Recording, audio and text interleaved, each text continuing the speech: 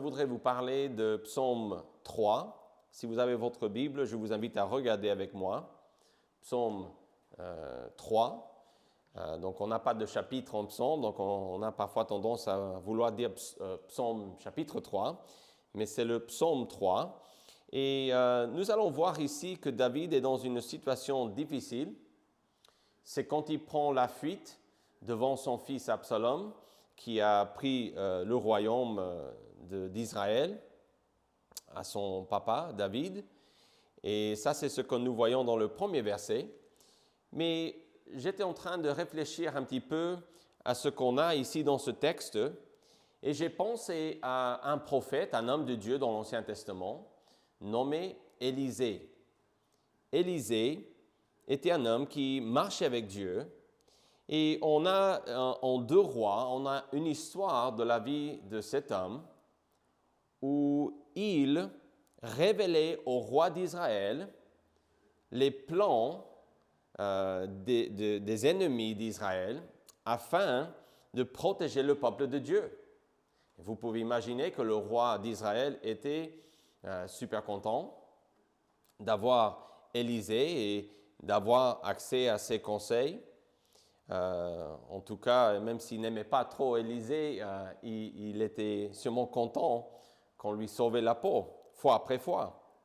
Mais ceci a frustré le roi de la Syrie. Donc ça, c'est les ennemis d'Israël dans ce contexte de 2 Rois 6.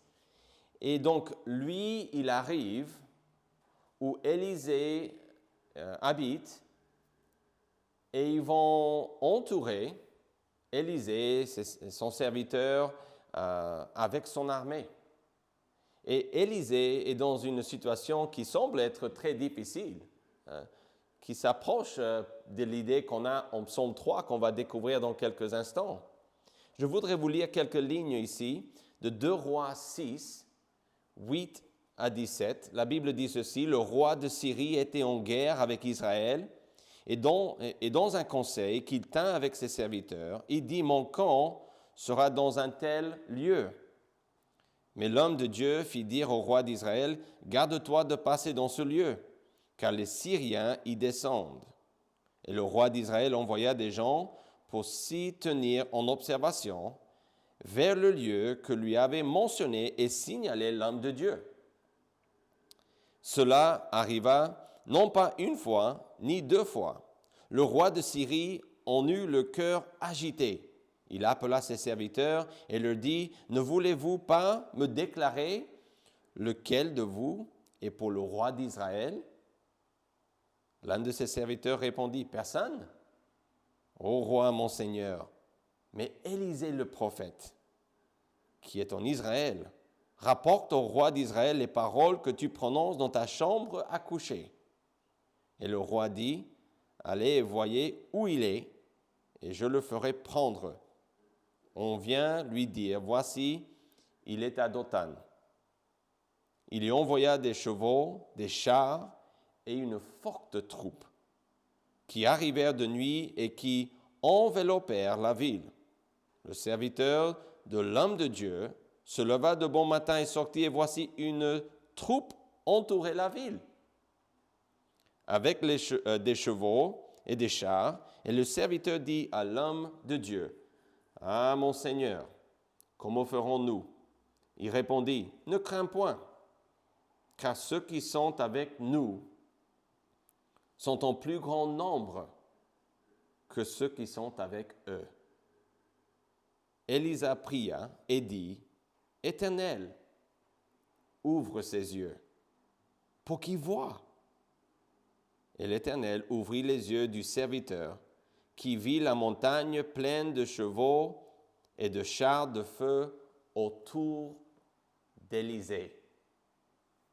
En 2 Rois 6, ce texte que je viens de lire, on a Élisée qui est là, l'homme de Dieu, qui savait, qui connaissait qu'avoir Dieu était tout, était le plus important, était indispensable. Mais c'est le serviteur d'Élisée dans ce texte qui ne réalisait pas ceci. il était aveugle à cette vérité. Et donc, le prophète prie pour que Dieu aide son serviteur à réaliser que Dieu était avec eux et qu'avoir Dieu était assez. Ça, c'est ce que nous découvrons dans ce texte de 2 Rois. Et je vous ai amené là pour entendre ce texte parce qu'en Psaume 3, je pense que ce qui se passe avec le serviteur d'Élisée en 2 Rois 6, je pense que ça, c'est ce qui s'est passé dans le cœur de David dans le contexte de Psaume 3. Regardez le Psaume 3. On parle de cette idée ici. Si on veut résumer, l'idée qu'on a ici est que avoir Dieu est assez. Avoir Dieu est le plus important. La vraie source de notre confiance, de toute bonne confiance, est d'avoir Dieu ou d'appartenir à Dieu. Et ça, c'est ce que nous découvrons dans ce texte. Et ça, c'est vraiment l'idée qu'on va essayer d'avancer en lisant le texte et en étudiant. On va montrer ce soir que appartenir à Dieu est tout. C'est-à-dire, c'est le plus important. Tout le reste peut disparaître, mais Dieu ne change pas. Dieu, il est toujours là et il ne nous quitte pas. Bien sûr que ce prêche, dans le contexte de Psaume 3, est adressé à la famille de Dieu. Écoutez le premier verset, Psaume de David, à l'occasion de sa fuite devant Absalom, son fils. On a ici, et ce n'est pas toujours le cas en lisant les psaumes, mais on a ici une description du contexte, un peu d'histoire. Dieu nous donne cette description du contexte pour nous aider à ressentir ce que David ressent dans ce texte. Peut-être même de ressentir ce que les autres personnes ou personnages dans cette histoire ressentent, ce qu'ils ont vécu. Dieu voudrait qu'on puisse se mettre à leur place et ressentir ce qui se passe dans ce texte. Donc, David, quand il a écrit ceci, il prenait la fuite devant son fils. David est le roi d'Israël. Quelle honte pour lui de faire une telle chose, n'est-ce pas? Donc, écoutons quelques versets de ce contexte. Donc, on est un petit peu dans le contexte du contexte ici, parce qu'on a déjà commencé en 2 Rois, mais maintenant, je voudrais juste vous expliquer ce qui se passe ici quand David prend la fuite. Donc, regardez 2 Samuel 15 avec moi. On va juste lire quelques versets. On va sauter un petit peu à droite et à gauche, mais on va commencer en versets 13 et 14. La Bible dit ceci. « Quelqu'un vint informer David et lui dit, « Le cœur des hommes d'Israël s'est tourné vers Absalom. » Et David dit à tous ses serviteurs qui étaient avec lui à Jérusalem, « Levez-vous, fuyons, car il n'y aura point de salut pour nous devant Absalom. Hâtez-vous de partir, sinon il ne tardera pas à nous atteindre. Et il nous précipiterait dans le malheur et frapperait la ville du tranchant de l'épée. » Donc David, il a son fils qui se met contre lui et il y a évidemment beaucoup de contexte déjà à ceci. Pourquoi est-ce qu'il le fait? Comment est-ce qu'il est arrivé à ce moment-là? Pour ça, il faut lire les chapitres 12, 13 et 14 de 2 Samuel. Mais on voit ici que vraiment, si on veut résumer le contexte de ce chapitre de 2 Samuel 15, il faut comprendre qu'en 2 Samuel, chapitre 11, on a l'histoire d'un péché ou des péchés que David a commis. Et c'est quand il a pris la femme, cette femme s'appelait Bathsheba, il a pris la femme de l'un de ses soldats qui faisait la guerre pour lui en son nom, pendant que le soldat Uri était parti pour faire la guerre pour le roi David. David va voir sa femme et va la prendre et coucher avec elle. Ça, c'est un grand désastre. Et donc, la suite de chapitre 11, 12, 13, 14 et ici en 15, c'est vraiment les conséquences de ces péchés ou de ce péché de David. Donc, en le chapitre suivant, chapitre 12, on a lu un petit peu, j'ai expliqué un petit peu chapitre 11, mais en chapitre 12, Dieu va envoyer un prophète nommé Nathan pour appeler David à la repentance. Mais entre ce péché de David en chapitre 11 et ce que nous avons lu un petit peu en chapitre 15, donc la fuite de David, quand il part, il doit quitter rapidement la ville de Jérusalem, il y a énormément de conséquences que David est en train de vivre.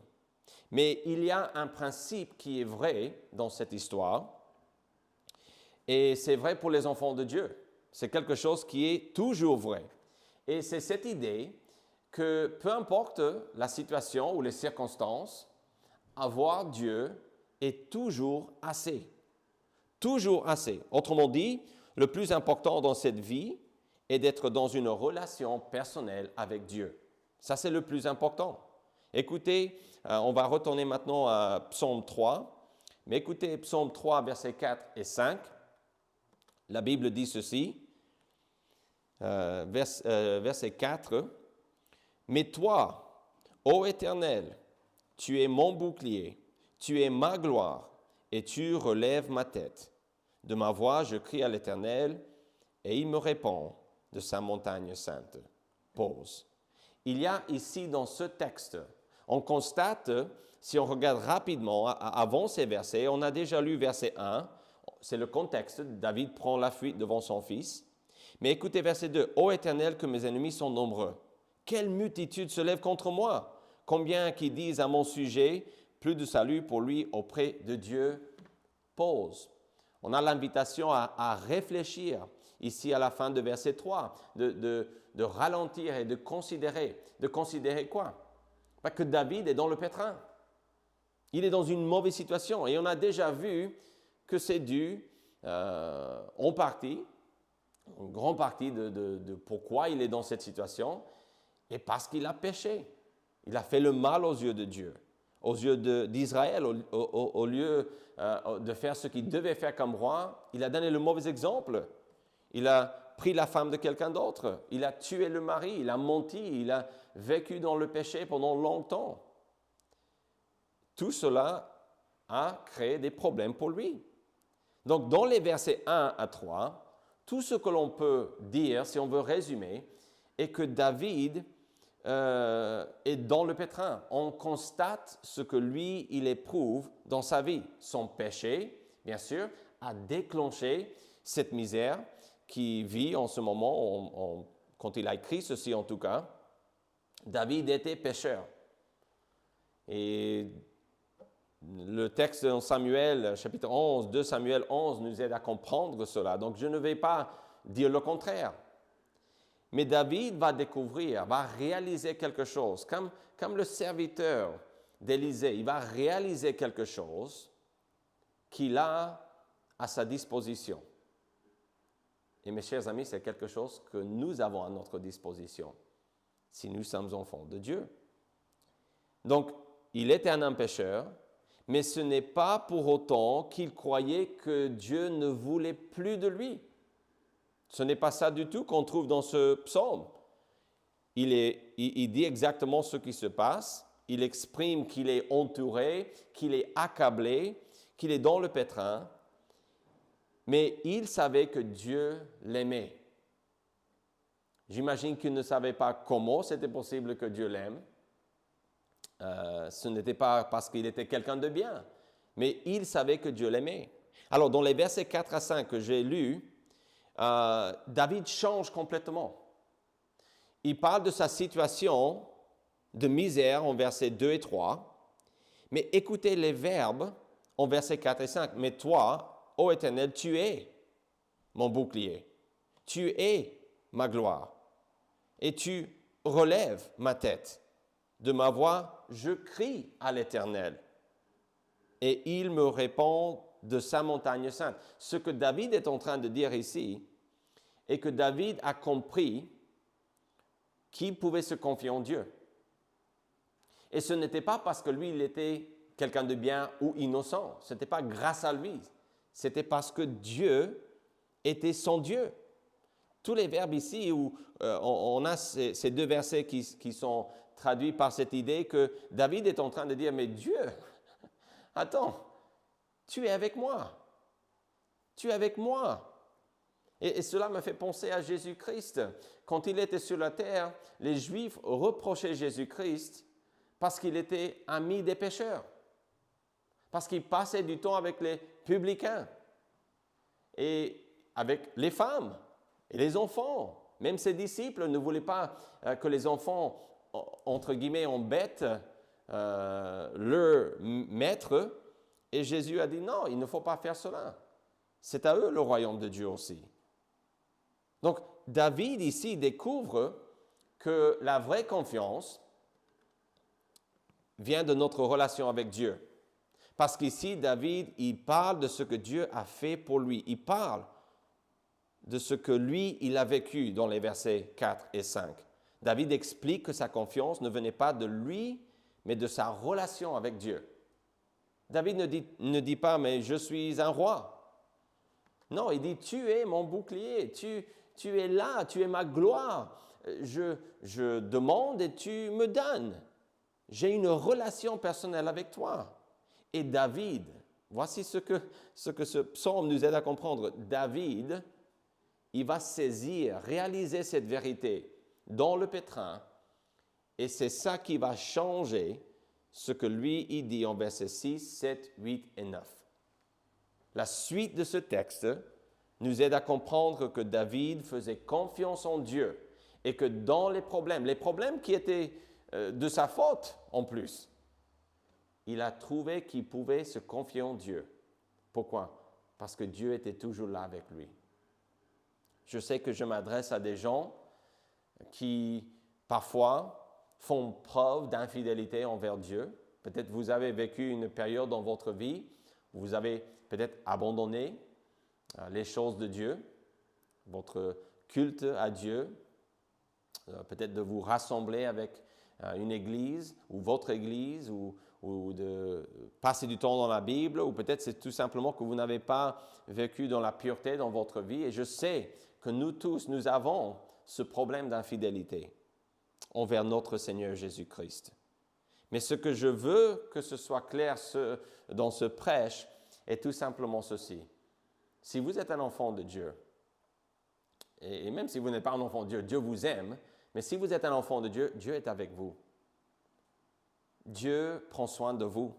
David a réalisé que vraiment sa confiance pouvait être basée en Dieu et devait être basée en Dieu. Pourquoi? Parce que Dieu ne change pas. Dieu ne change pas. Donc, David est un empêcheur. Sa confiance n'était pas dans le fait que son fils, peut-être, et ceux qui étaient avec lui, étaient pires que lui. Non, il n'argumente pas dans ce sens. Oui, mais je suis pécheur, mais lui, c'est encore pire. Donc, Dieu va prendre soin de moi. Non. Sa confiance était dans le fait qu'il avait Dieu comme bouclier, gloire, soutien ou aide. C'est ça. En gros, ce que David dit, c'est ma relation avec Dieu. La vraie confiance, mes chers amis, vient de Dieu, de voir que ma stabilité est dans le fait que Dieu est mon Dieu. Donc, c'est sa relation avec Dieu et non pas ses propres qualités ou ses talents ou sa position comme roi. C'était tout simplement Dieu. De plus, regardez le verset 5. « De ma voix, je crie à l'Éternel et il me répond de sa montagne sainte. » David dit aussi, « Mais Dieu, attends, tu es avec moi. » Parce que j'ai cette relation avec toi et je le sais. Parce que je demande et tu exauces mes prières. David parle de ce que lui, il connaissait. De ce que lui, il vivait. Et non pas de ce que lui voulait ou ce qu'il croyait qu'il devait avoir. Il parle de ce qu'il a. David s'encourage en disant, mais attends là. Je suis dans la misère ici et ça c'est vraiment de ma faute, mais j'ai toujours Dieu qui est là comme rocher pour moi. Donc ça c'est les versets 4 et 5, mais regardez la suite, versets 6, 7, 8 et 9. Dans les versets 6 à 9, on voit que David démontre encore comment sa relation était une source de confiance et que c'était ça le plus important. Et c'est que c'est ça qui lui a permis de rester fidèle, de s'attacher à Dieu dans les pires des circonstances et rester fidèle. David savait que Dieu prenait soin de lui 24/24, 7/7. Regardez le verset 6. « Je me couche et je m'endors, je me réveille, car l'Éternel est mon soutien. » Qu'est-ce qu'il est en train de dire ici? Il est en train de dire, le fait que je suis toujours là est dû à la grâce de Dieu. Le fait que je sois là aujourd'hui, dans cette misère, est parce que Dieu est celui qui me permet de me coucher et m'endormir, me réveiller. Pourquoi? Parce que l'Éternel est mon soutien. Donc, je pense il y a deux choses qu'on a ici. Bien sûr que David dit qu'il fait confiance en Dieu. Il fait confiance en Dieu. C'est pour ça qu'il peut s'endormir, d'après le verset 6. Mais aussi, David réalise que ce qui lui arrive vient de Dieu et qu'il ne doit pas se battre avec Dieu. Il doit tout simplement lui faire confiance et ne pas essayer de changer ou de manipuler la situation. Je pense que David réalise ici, en prenant la fuite, il réalise qu'avoir Dieu est le plus important, que c'est vraiment tout. C'est tout ce qu'on a qui est solide. Cette réalisation est ce qu'il nous faut aujourd'hui. Nous avons besoin de réaliser, peu importe notre situation, peu importe les circonstances de notre vie aujourd'hui, nous avons besoin de réaliser qu'avoir Dieu est assez et que si je veux vivre d'une manière stable, je dois trouver ma confiance en lui, en ma relation personnelle avec lui. Ce n'est qu'après cette réalisation, donc la réalisation qu'il avait Dieu et que c'était assez, que David demande l'aide de Dieu. Il dit en verset 7 qu'il est confiant, il ne craint pas les myriades de peuples. Il dit en verset 8 finalement, après tout cela, il dit « Lève-toi, Éternel, sauve-moi, mon Dieu. » Il explique pourquoi, parce que Dieu est celui qui juge, il frappe à la joue tous mes ennemis, tu brises les dents des méchants, etc. Il dit « Le salut est auprès de l'Éternel, que ta bénédiction soit sur ton peuple. » David est en train de dire, je réalise dans cette situation qu'avoir Dieu est tout pour moi. C'est la dernière phrase qu'il faut saisir, que ta bénédiction soit sur ton peuple. Je pense que cette expression ici, David en partie est en train de dire, quelle bénédiction de te connaître. Quelle bénédiction d'appartenir à ton peuple. Pourquoi? Parce que c'est ton peuple qui a la bénédiction, ta bénédiction. David réalise, même si son royaume a été enlevé, même s'il est parti de Jérusalem en pleurant, on n'a pas lu tous les versets, mais il va partir plutôt en pleurant. À la fin, quand son fils sera tué, il va encore pleurer. C'est un moment difficile pour lui, mais ici, pendant un moment, il a réalisé ce que nous devons réaliser. Dieu est assez. Tout le reste peut disparaître, mais Dieu est assez. Et si ça c'est vrai, si nous réalisons ceci, notre confiance dans ce monde va être incroyable, indomptable. Ce n'est qu'après cette réalisation que David demande l'aide de Dieu. Il sait déjà qu'il a tout ce qu'il lui faut.